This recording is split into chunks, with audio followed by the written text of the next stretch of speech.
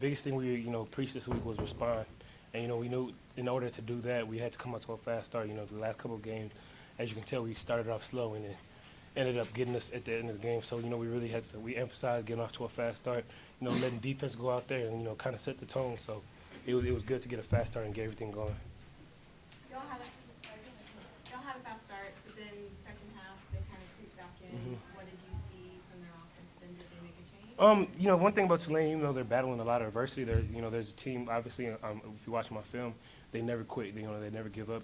Like I said, they're going through a lot of things over there, but they still came out intense in the second half, as you can see. But and we've had some history of kind of letting up in the second half. That's one thing we're still trying to fix, and ongoing skill and technique development in terms of trying to keep the gas on the pedal. So just trying to shut the teams out in the second half and keep it going.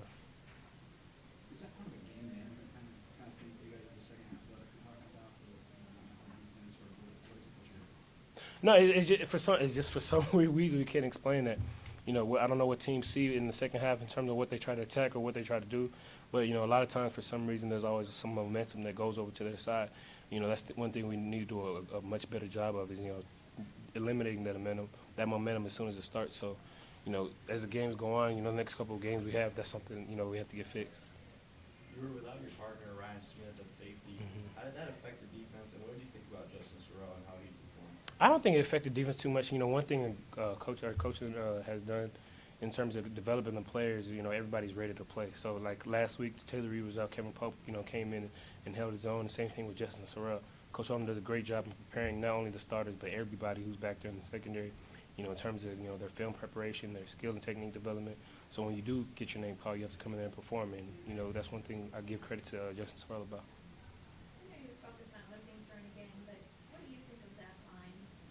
He's played hurt all year. He's crossed the 1,000-yard mark today.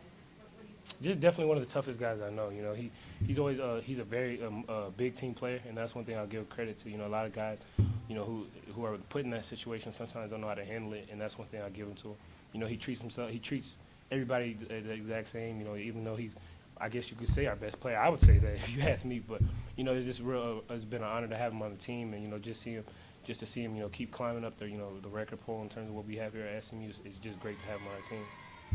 How does it feel to be bowl eligible again? Great. The monkey's off your back now, but that's one thing we can't get content with. That we can't be complacent. We have to keep fighting forward, and now we have Navy, and we have to get back to the drawing board and execute a game plan against Navy.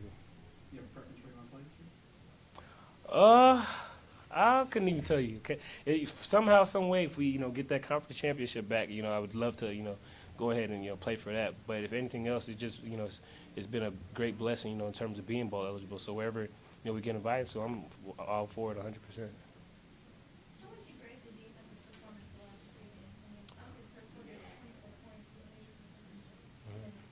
Where is this defense? We're always getting. I think we're in terms of improving. We're doing little things to get better week by week. But in terms of after when we do that, we may get away from one of the fundamental things we've learned in the past. What got us here. We may start emphasizing something here, but forgetting someone over here. So we just have to play a complete game in all phases of a defense, tackling, getting off blocks, and different things like that. So I think that one thing I could say is that we're always getting better. The score may not always show it, but if you watch the film, there's things that the younger guys are getting better at, the veteran guys are getting better at. So we just have to keep going up